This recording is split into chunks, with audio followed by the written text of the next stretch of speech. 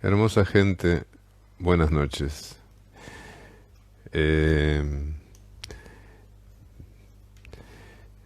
yo cuando miro la cantidad de gente que me está siguiendo en este momento me preocupo, pero después me tranquilizo porque me dicen que lo ven después, qué sé yo.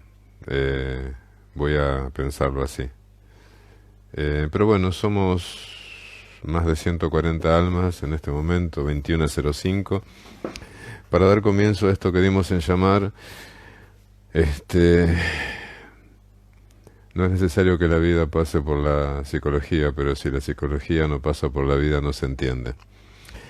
Miren, en este contexto, eh, hoy recibí un video de una actividad que unas chicas de educación inicial, profes de educación inicial, prepararon para sus pibes.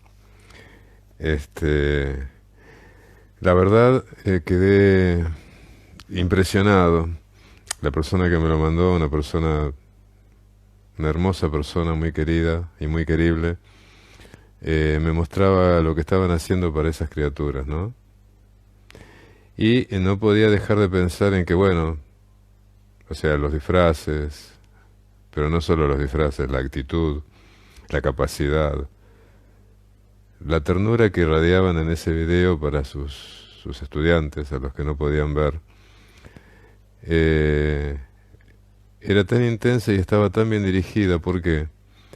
Porque usaban el lenguaje de esos pibes y esas pibas. Quiero decir, las actividades que desarrollaban estas maestras de educación inicial estaba poniendo un pie en el desarrollo real, efectivo de sus estudiantes y otro en el desarrollo potencial, de tal forma que estaban absolutamente metidas en la zona de desarrollo próximo. La manera de jugar, la manera de mostrarles, la manera de ser cómplices en el juego, en desordenar y después en ordenar, con esas cosas tan características del desarrollo actual que tienen sus estudiantes. No solamente era conmovedor porque no alcanzaba con el disfraz y la música. Yo me pongo un disfraz y me pongo música y los pibes se ponen a llorar. Eh, Sino porque transmitían saber de lo que estaban hablando y saber lo que estaban haciendo. Eso es estar ubicado exactamente en la zona de desarrollo próximo. Imagínense ustedes que si yo en estas clases, en lugar de una clase como la que estamos teniendo, yo me pusiera una peluca violeta y les hablara cantándoles, ustedes dirían, este tipo tiene algún inconveniente, porque claramente no estaría apuntando a la zona de desarrollo próximo. Pero si yo hablara de esta manera con una criatura de 3 o 4 años, tampoco estaría apuntando a la zona de desarrollo próximo. Quiero que entiendan esto porque es muy importante pensarlo, eh, porque tiene que ver con la educación, tiene que ver con los procesos de enseñanza y aprendizaje y tiene que ver con Vygotsky, que es el tema. Ustedes pueden ver en el trabajo práctico, una de las puntas que les puedo dar para esto, es que se fijen cómo, por ejemplo, Mateo, ¿no?, estaría ayudando a perfeccionar su portugués a una piba, de manera tal que hay un desarrollo real, efectivo de la piba y un desarrollo potencial que puede lograr. Y rastreen por ese lado. También lo pueden rastrear por el lado de los estudiantes, de los pibes de rugby o del propio Mateo este, cuando aprende ajedrez. Quiero decir, en el imaginario de ustedes, ustedes deben saber que todo proceso de aprendizaje tiene que apuntar a la zona de desarrollo próximo. Por lo tanto, tenemos que tener un desarrollo real, efectivo, ¿sí?, a partir del cual generar un desarrollo posible que ponga un pie en el efectivo, en el real, pero que tenga como estímulo la posibilidad de avanzar en el desarrollo, ¿sí? Y obviamente tienen varias situaciones en las cuales lo pueden ver. Clarito, clarito, muy clarito, está en la relación entre Mateo y la piba, que no me acuerdo el nombre, por eso digo la piba continuamente, discúlpenme ustedes. Eh, lo pueden inferir en cualquiera de las otras situaciones donde hayan aprendido algo. Siempre que hay un aprendizaje realizado, hay un desarrollo actual, un desarrollo potencial, que es a lo que el aprendizaje apunta, y por lo tanto en esa zona, esa es la zona de desarrollo próximo donde se apuntan, los signos van a esa zona. Y cuando les piden que comparen los signos con las herramientas, de lo que tienen que ver es Micaela, muchas gracias, Vicky, siempre tan atenta, Vicky. Gracias. Eh, Ustedes tienen que ver que cuando cuando les nombran a la herramienta, desde el punto de vista teórico, lo que ustedes tienen que hacer es contar la analogía, cómo lo toma de Engels, Vygotsky, para mostrar que la herramienta es un instrumento para modificar la naturaleza y el signo es un instrumento para modificar la conciencia. Así tienen que trabajar, ¿eh? Van a tener abierto el foro toda la semana que viene, ¿sí? Para mandar todos esos trabajos y para que les sean devueltos. Gracias, Vicky. Eh, Así que trabajen sobre Vygotsky porque se están entrenando para el trabajo final, ¿sí? Pronto les enviaremos el trabajo final con las consignas. Pronto, muy pronto. Pero el entrenamiento es ahora. Así que sigámoslo haciendo, ¿sí? Porque en esta va a ser importante para ustedes lograr un trabajo final aprobado, porque eso les va a dar tranquilidad para dar el coloquio final. Quienes no puedan hacerlo, quienes no lo puedan aprobar, de cualquier manera están en condiciones regulares como para rendir el examen final. Bueno, mucho más no tenemos para hablar de Vygotsky, por lo tanto, tendríamos un montón para hablar. Lean mi texto, les ruego. Está bueno, no es porque lo haya escrito yo, lo que pasa es que cuando lo leo me gustan. Hay otras cosas que no me gustan cuando leo.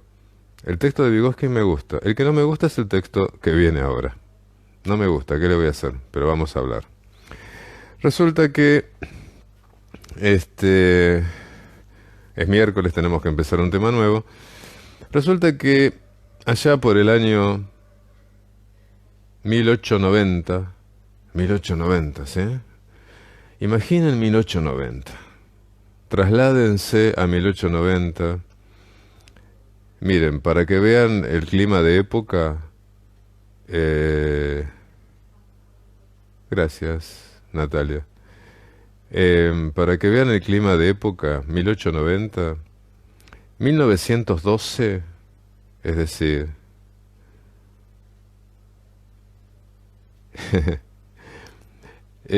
no, no hay acomodación, Sole, no hay acomodación. Qué cosa, ¿eh? Qué cosa. Bueno, voy a seguir.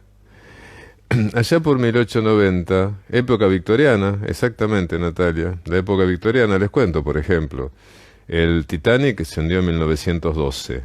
Ahí tienen imágenes bastante, muy bien, el estudio de época es muy bueno en relación a las dinámicas de los interactores, a la vestimenta, a los estilos. En el Titanic aparece una moral victoriana muy clara, que obviamente era la que reinaba en Europa en 1890. Bueno, allá por 1890 había una piba que andaba, que no se sentía muy bien, tenía semi paralizada la mitad del cuerpo y a veces esa semi parálisis se pasaba a la otra mitad. No podía mantener la cabeza erguida, la bamboleaba. Tenía una tos nerviosa insistente, extravismo convergente, o sea, los dos ojos miraban hacia la nariz, y había perdido la capacidad de expresarse y de entender su lengua natal, que era el alemán. Solo decía algunas palabritas en inglés. Tenía alrededor de 22 años, muy inteligente, muy hermosa, y la familia la llevaba de neurólogo a neurólogo para tratar de ver cuál era su afección. Ante tamaño cuadro, uno podría pensar que estábamos en presencia de un tumor cerebral, posiblemente. ¿Mm? Y pasaba esto, los neurólogos la revisaban y se daban cuenta que no había lesión cerebral. Entonces se enojaban porque la trataban de simuladora. Y esta pobre piba seguía sufriendo, los médicos se enojaban, la trataban de simuladora porque sus síntomas que debían ser compatibles con una lesión cerebral no lo eran. Y así andaba de médico en médico hasta que llegan al consultorio de un médico llamado Joseph Breuer, José Breuer. Y este médico fue el único de todos los médicos que se dio cuenta que esta chica decía algunas palabritas en inglés. Entonces Joseph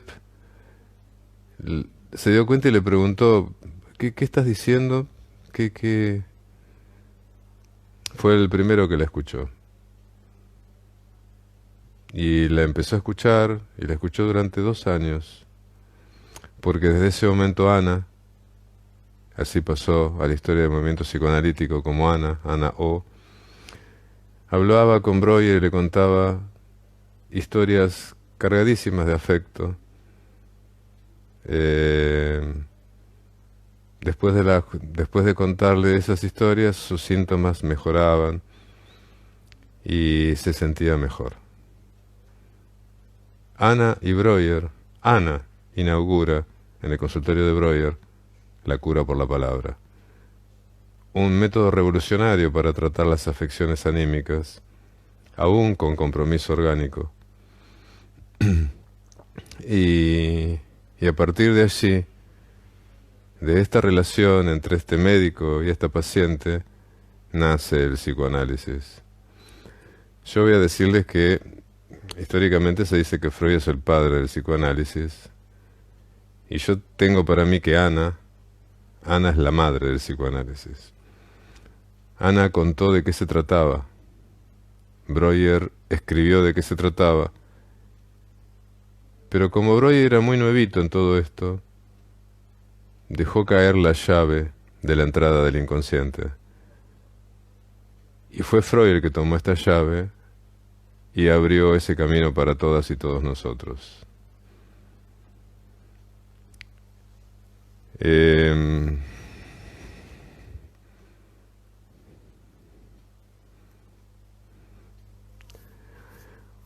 Entonces, estamos hablando entonces de los comienzos del psicoanálisis, de Sigmund Freud. Sigmund Freud, nacido en Freiberg, Moravia, lo que era el antiguo imperio austrohúngaro, el 6 de mayo de 1856 a las 4 de la tarde. Y falleció el 23 de septiembre de 1939 a la madrugada, en la madrugada del 23 de septiembre de 1939. Freud nos explicó un montón de cosas acerca del funcionamiento anímico. Y obviamente se hizo muy famoso en todo el mundo por el impulso que le dio a la interpretación de los sueños, fundamentalmente, y a la sexualidad infantil. Lo primero que yo tengo que transmitirles es que a partir de ahora, cuando hablemos de sexualidad en psicoanálisis, vamos a estar hablando de un concepto distinto al que generalmente se conoce como sexualidad. Lo que generalmente conocemos como sexualidad está relacionado con los aspectos genitales, digamos, de la sexualidad adolescente adulta. Para el psicoanálisis, el concepto de sexualidad es mucho más amplio. Cuando hablamos de sexualidad en psicoanálisis, hablamos de búsqueda de placer. Toda conducta que sea la búsqueda de placer lleva el nombre de sexualidad, por lo tanto es tan sexual la succión del pecho como el tocamiento de los genitales. Es decir, no hay diferencia en cuanto, para el psicoanálisis, en cuanto a lo que llamamos búsqueda de placer. ¿Mm? La búsqueda de placer es el equivalente, significa sexualidad para el psicoanálisis. Claro que hay distintas formas de buscar el placer, cuando en la primera infancia, o en la adolescencia, o en la adultez. Pero siempre que hablemos de sexualidad lo vamos a hablar en sentido amplio. Por eso es una ruptura con el concepto que tiene la medicina sobre sexualidad, porque la medicina, cuando habla de sexualidad, se refiere fundamentalmente y principalmente a la sexualidad genital. Bueno, en el psicoanálisis hablamos de sexualidad como búsqueda de placer de una forma mucho más amplia. Y otra cosa que debemos mencionar en el psicoanálisis es que nosotros tenemos la creencia de que nuestra conciencia domina nuestros comportamientos. Decimos que la conciencia es el centro del ser humano, fíjense todo lo que decimos en general, la razón, la conciencia, esta manera de pensar la vida, esto sería lo que nos gobierna. Bueno, para el psicoanálisis, el eje de funcionamiento del ser humano no está en la conciencia, sino en el inconsciente. En el inconsciente, un lugar desconocido, al que solo accedemos a través de sus manifestaciones. La conciencia es casi un momento fugaz, algo parecido a la memoria de trabajo de la psicología cognitiva. Lo inconsciente es lo que nos rige y nos gobierna. ¿Y cómo nos damos cuenta que tenemos inconsciente? Nos damos cuenta porque tenemos sueños, o sea, soñamos, quiero decir. No tenemos sueños, digo, eso también tiene que ver, pero soñamos, tenemos actos fallidos, tenemos síntomas. Entonces, si soñamos, uno vieron cuando se despierta de un sueño y dice, qué sueño loco, ¿no? O cuando tenemos un acto fallido, qué sé yo, estamos intentando cosechar el beso que crece en la penumbra y le decimos al ser amado Julieta. Y resulta que se llama Camila. Por eso, y uno no sabe de dónde salió Julieta. Por eso yo en general recomiendo en estos casos usar genéricos. Amor, cielo, vida. Por las dudas. Porque vieron, a partir del fallido se arruina todo. Sueños, actos fallidos, que formaría parte de lo que sería la vida cotidiana, ¿no? Pero después está la parte que más joroba, que son los síntomas. Y los síntomas sí, ahí nos ponemos un poco más complicados, ¿sí?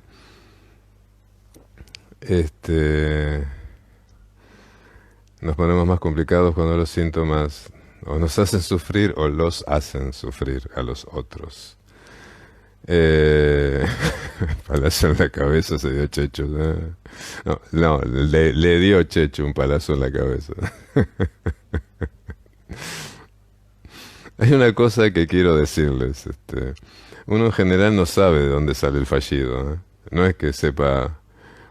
Sí, puede ser, pero el inconsciente traiciona, dice Rocío. Pero uno no sabe de dónde sale el fallido. Dice, qué sé yo de dónde salió eso. No es tan fácil. El inconsciente no tiene un acceso directo. Digamos, el acto fallido tendría que leerse en función de lo que significa y no de eso que uno está diciendo. Porque es igual que los sueños. Los sueños, lo que uno sueña, tiene un significado oculto. Lo que recordás del sueño, es algo a interpretar. Los síntomas que pueden ser un montón, qué sé yo, el tartamudeo es un síntoma.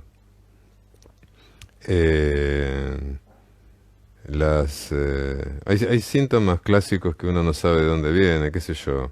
El tartamudeo es uno, no sé, lo que llaman colon irritable es otro. Los procesos asmatiformes son otros, qué sé yo, hay un montón de síntomas orgánicos. Hay algunos clásicos, la acidez, el asma, el colon irritable. Bueno, Tenemos un montón de síntomas orgánicos, habría que charlar cada uno a ver qué significa. Pero lo que quiero decir es que estas son manifestaciones del inconsciente. Al inconsciente se lo reconoce por sus manifestaciones. Los ataques de pánico son síntomas, el asma, dicen. ¿Vieron que saben un montón de esto? Este es el único marco teórico, los tics, este es el único marco teórico en el cual hablamos de patología. En los otros, como ustedes vieron, hablamos simplemente de desarrollo de la psicología, digamos, normal. Acá hablamos de patología porque el psicoanálisis nace como una respuesta a una enfermedad. A una enfermedad que llamaban histeria, y que, bueno, es muy amplio este concepto, no es solamente la histeria la cuestión, pero nace como un intento de respuesta. Y estas características, hablo de generalidades porque me voy acercando de a poquito al tema, pero ya sabemos que la búsqueda de placer es el concepto de sexualidad para el psicoanálisis, que el acto fallido es una manifestación del inconsciente, claro. El acto fallido, los sueños, los síntomas. Por eso es importante tener presente que el inconsciente es el eje del sujeto y que es a partir de allí donde vamos formando nuestra historia. Bueno, siguiendo con esta línea, vamos a desarrollar un pequeño concepto hoy que me gustaría que tengan presente, que tal vez nos sirva para pensar un poquito el camino de la búsqueda del ser humano. Los chistes también, Natalia, es verdad. ¿Podemos pensar juntas y juntos todo esto? Miren, pensemos lo siguiente. Llega el ser humano al mundo, ¿sí?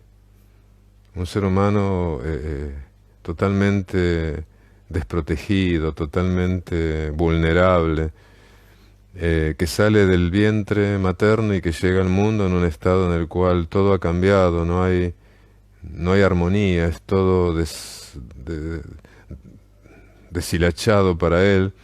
Y entonces en un momento determinado, la persona encargada de la crianza lo arropa, se lo lleva a su pecho o a la mamadera y le provoca una primera experiencia de satisfacción. Es la primera vez que algo le provoca placer a ese ser humano. Hasta ese momento había salido del útero y en un momento determinado, esta persona encargada de la crianza, generalmente es la función materna, pero lo generalizamos, le da una primera satisfacción, una primera experiencia de satisfacción. Esta primera experiencia de satisfacción, esta primera vez que se calma ese estado de ansiedad, esta primera vez que el bebé o la bebé siente placer, siente satisfacción.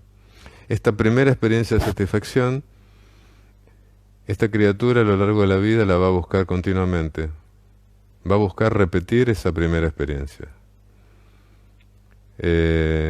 Claramente no lo va a lograr, porque la primera experiencia es única. La primera... no, por favor, basta de comentarios. ¿Puede ser? La primera experiencia es única, ¿sí? La primera experiencia es única porque la segunda experiencia siempre va a ser comparada con la primera. Y no hay una segunda experiencia idéntica a la primera, porque la primera no tenía con qué ser comparada. Ya la segunda va a ser comparada con la primera. ¿Se entiende esto, sí? La primera experiencia es la fundacional de la satisfacción. Segunda, tercera, cuartas experiencias nunca van a ser iguales a la primera, porque la primera fue la primera. No había con qué compararla. ¿Y saben cuál es la paradoja de la realidad humana? Que durante toda la vida el ser humano se la va a pasar buscando una experiencia de satisfacción idéntica a la primera. Ustedes me dirán, es imposible, es así, es imposible, pero ese va a ser el motor de impulso. Como estamos buscando siempre una experiencia de satisfacción similar a la primera, y como nunca vamos a lograr encontrarla, la búsqueda va a ser continua, constante y eterna.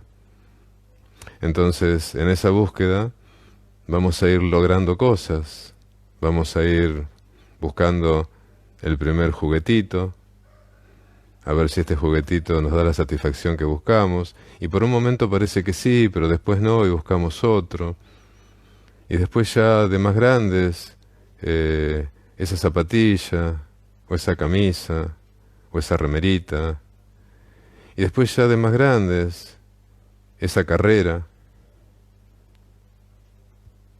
esa casa, ese auto, esa pareja. Detengámonos un poquito en la pareja.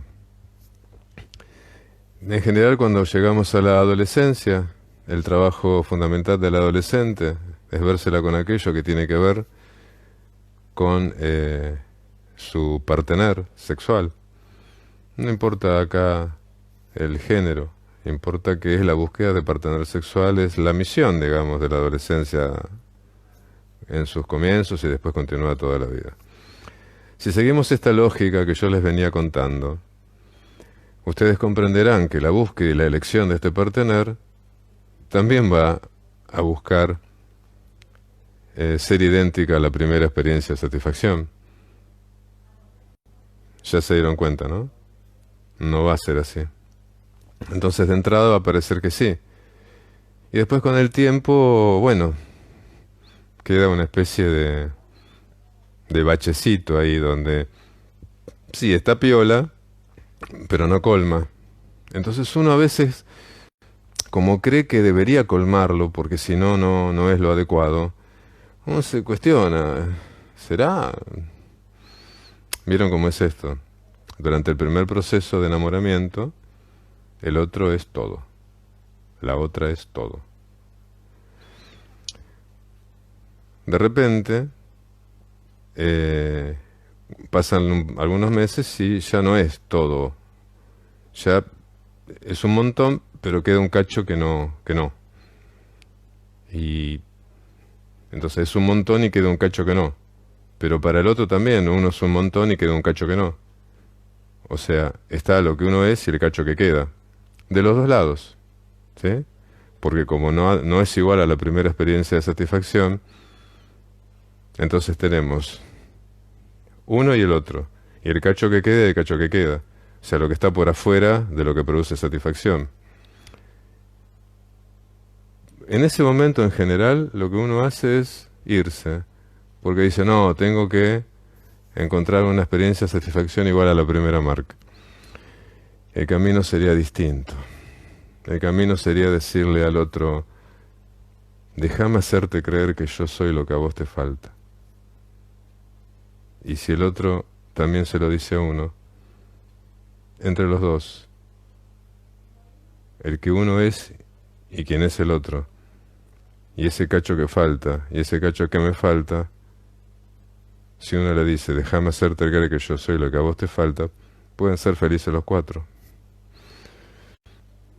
Pero claro, esto ya, esto ya es amar, no estar enamorado, es dar el segundo paso. Volvamos.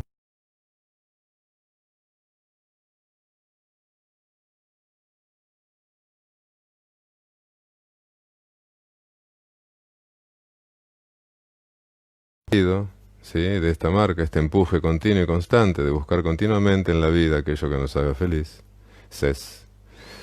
Pero también tenemos que tener en cuenta que en este momento que yo les había comentado, en este momento inaugural de crianza, en este momento inaugural donde se le da la primera satisfacción a la criatura, esta satisfacción que le brindamos aplaca, tranquiliza, la terrible carga agresiva que tiene que tener la bebé y el bebé para sobrevivir en ese ambiente. Entonces, es importante acunarlo, cuidarlo. Es importante darle experiencias de satisfacción adecuadas para que esa agresión con la que llega al mundo pueda ser transformada en paz y en ternura. ¿sí? Fíjense lo importante que es esto, ¿sí? Bueno, hasta acá estamos bien. ¿Está todo en orden? Cuéntenme, a ver si van entendiendo. No textos demasiado largos, solo saber si van entendiendo, es lo único que quiero saber. ¿Mm?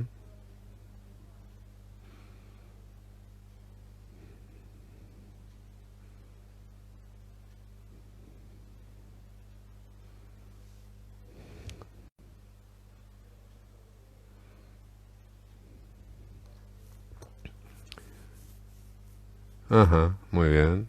Sí, muy claro. Muy bien. Genial. Ujú.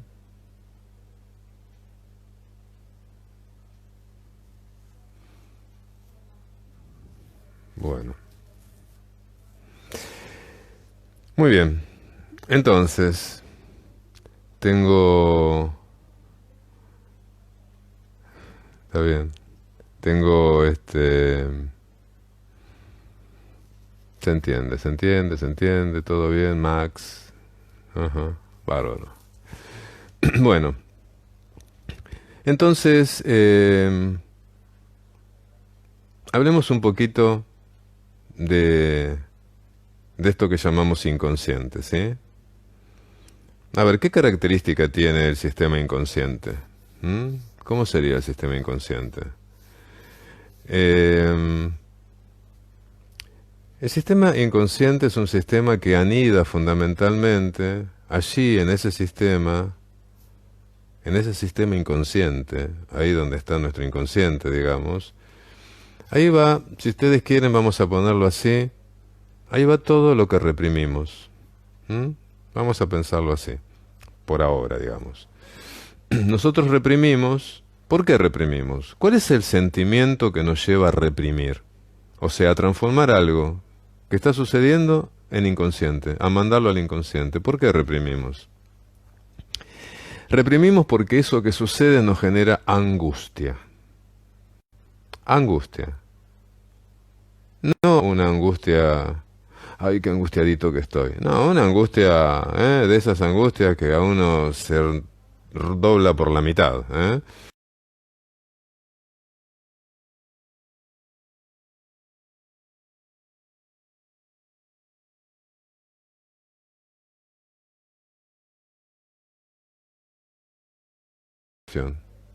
¿Mm?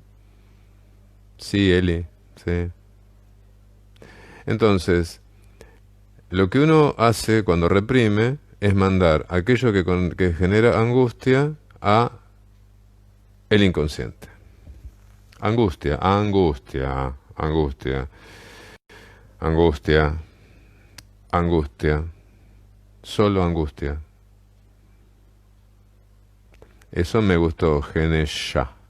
El no tener los recursos para afrontar tal situación en el momento genera angustia y por lo tanto el aparato reprime. Pero quiero decirles una cosa, que quede muy clarito. La represión es un proceso involuntario. No es que uno decide reprimir. Por eso, el concepto represión tiene una vulgarización absolutamente desorientadora. Porque uno suele decir, estoy haciendo dieta, quiero comer un helado, pero me voy a reprimir. No, eso no es reprimir. Eso no es reprimir. La represión es un mecanismo inconsciente, involuntario. Uno no decide reprimir, el aparato decide reprimir, el aparato psíquico, el psiquismo decide reprimir y uno no se entera, no se entera que reprimió. ¿Cuándo se entera que reprimió? Cuando retorna como sueño, como síntoma o como acto fallido. Entonces, Camila, angustia, Camila, la angustia es aquello que hace que uno reprima, pero no lo hace voluntariamente. La angustia nos desborda y por lo tanto reprimimos. ¿Mm? Es un proceso inconsciente. Y bueno, repito, nos enteramos que reprimimos cuando retorna como sueño, síntoma o acto fallido. Fíjense ustedes, ¿no? Eh, ¿Cómo es esto? Nuestro sistema consciente recibe continuamente estímulos, situaciones, está enganchado con la realidad. Algo de lo que está pasando en la realidad no, no lo podemos soportar, nos angustia. Entonces el sistema que hace, toma eso que nos causa angustia y lo manda al inconsciente. Y la represión no solo lo manda al inconsciente, sino que mantiene en el inconsciente aquellos contenidos que nos generan angustia. Miren, yo a veces doy un ejemplo de un patobica. Supónganse que hay dos sistemas. El sistema preconsciente-consciente, digo preconsciente-consciente porque la memoria forma parte de lo preconsciente. Tenemos un sistema preconsciente-consciente y un sistema inconsciente, ¿no? Dos sistemas, separados por una barrera, ¿sí?, que separa ambos sistemas. Supongamos que tenemos una puerta que separa el sistema inconsciente del sistema preconsciente-consciente del sistema inconsciente. Debo decirles que las dimensiones de los sistemas son absolutamente desproporcionadas. El sistema consciente es muy pequeño en relación al sistema inconsciente. Freud suele decir que podemos comparar los sistemas con un iceberg. ¿Vieron? El iceberg, la parte que sobresale del mar es enorme, pero la parte que está por debajo del mar es 8 veces más grande que lo que sobresale del mar, como bien lo sabe Leo DiCaprio, ¿no? Entonces, el inconsciente es la parte que está por debajo de la superficie, ¿sí? Y el sistema preconsciente-consciente es lo que está por arriba.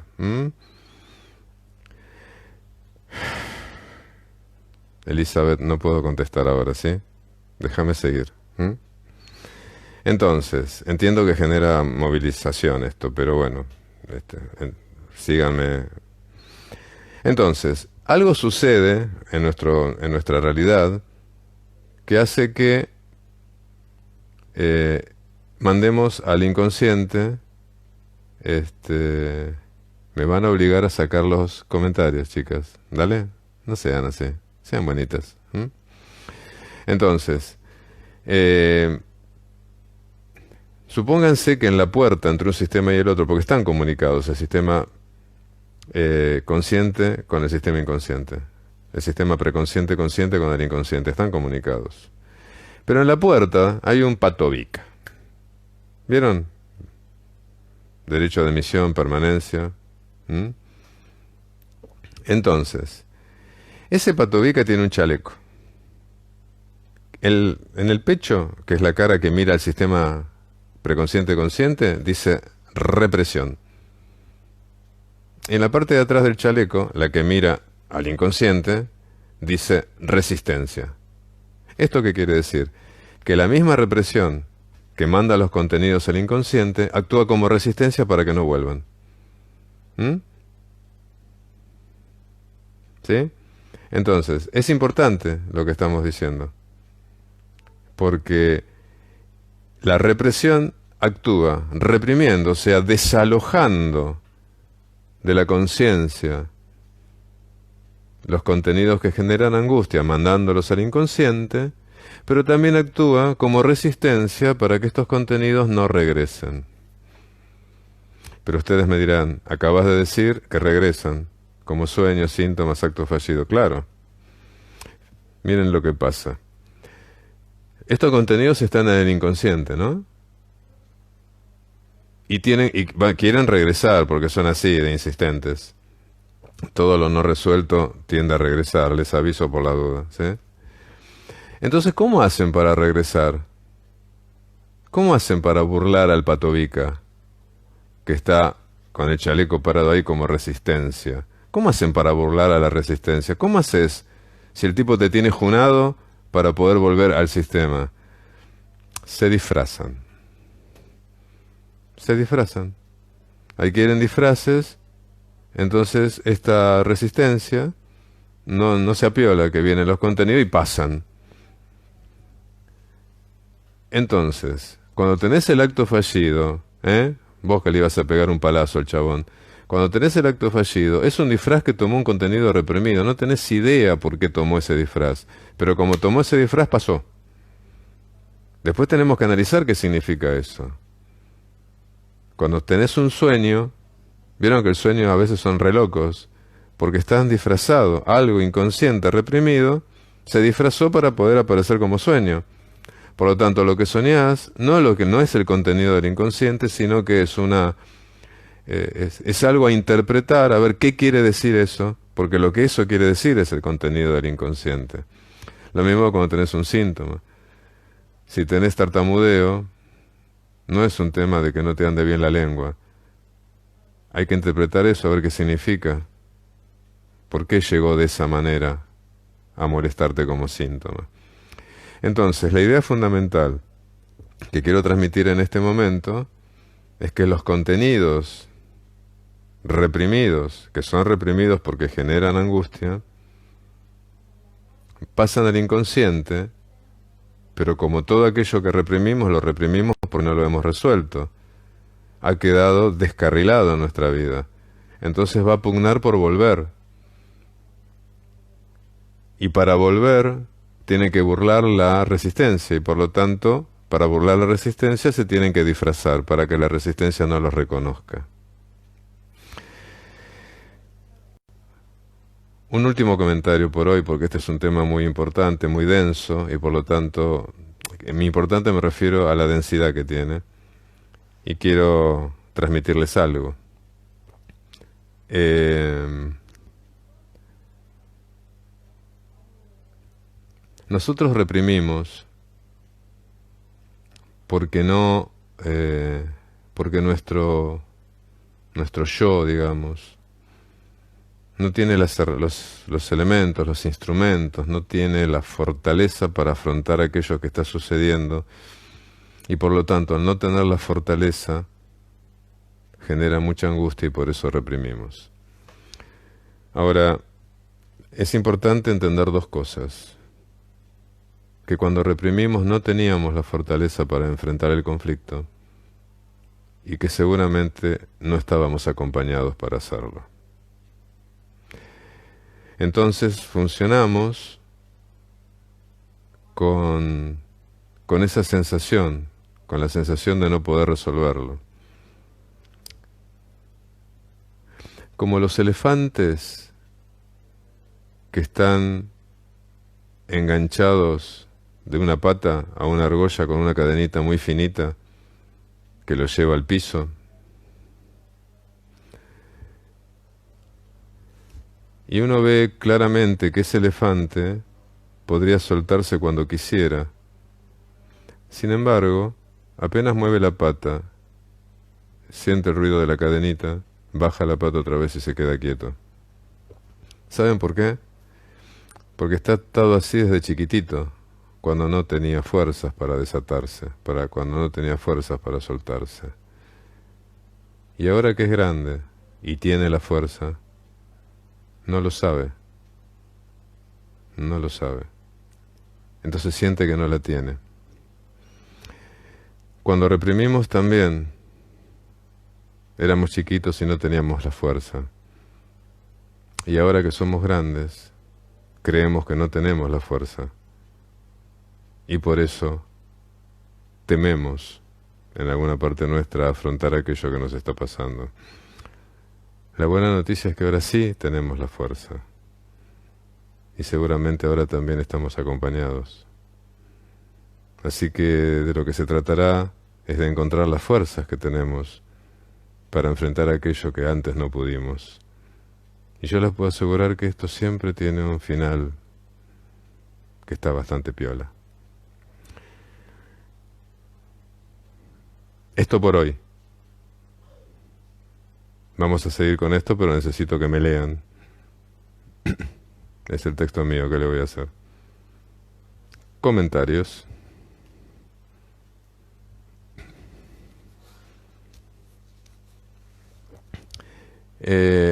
La resistencia está en la barrera entre el sistema preconsciente-consciente y el inconsciente. Hay un sistema preconsciente-consciente y un sistema inconsciente. La resistencia está en esa barrera. ¿Mm?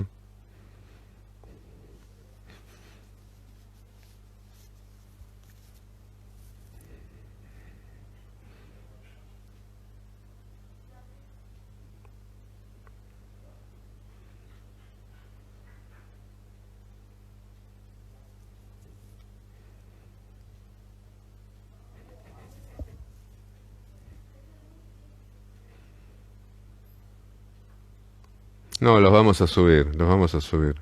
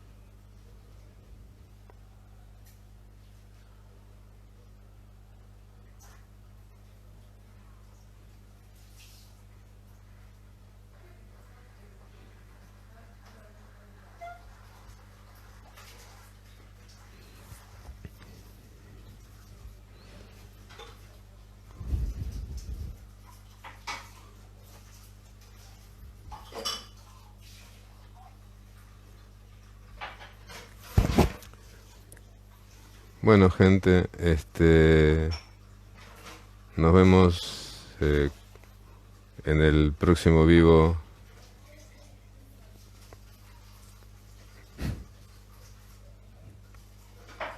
Ah, los hijos de los días, perdón, me había olvidado. Tenés razón. Hoy es, ¿qué soy? ¿Qué día es hoy? 27. 27, 27. Los hijos de los días. ¿Ah? Somos todos culpables, dice el 20. No, este es el 27 de junio, no. Pará, 27 de... Me parecía, mayo 27. Mayo 27. Querido vagabundo, en 1963 murió Fernando. Él era un libre, era de todos y de nadie era. Cuando se aburría de correr gatos en las plazas, se echaba a callejar con sus amigos cantores y guitarreros, y con ellos rumbeaba hacia la música, sonara donde sonara, de fiesta en fiesta. En los conciertos era infaltable. Crítico de fino oído, sacudía el rabo si le gustaba lo que oía, si no, gruñía. Cuando lo capturó la perrera, una pueblada lo liberó. Cuando lo pisó un auto, el mejor médico lo atendió y en su consultorio lo internó. Sus pecados carnales cometidos en plena vía pública solían ser castigados con pateaduras que lo dejaban maltrecho, y entonces las brigadas infantiles del Club del Progreso le prodigaban cuidados intensivos. En su ciudad Resistencia, en el Chaco argentino, hay 3 estatuas de Fernando.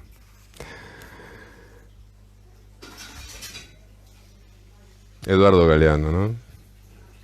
Estoy pensando en este perro vagabundo. También el amor es un vagabundo. Un eterno vagabundo. Bueno, nos vemos el lunes, ¿sí? A las 11 de la mañana. Pásenla bien. En cualquier momento subimos los textos al foro, ¿sí? Por ahora... a Galeano lo leí en todas. Por eso me lo pidieron recién. Bueno. Bueno, nos estamos yendo. Todavía nos deja un poquito de tiempo. Así que vamos cerrando. Creo que me queda un minuto, una cosa así.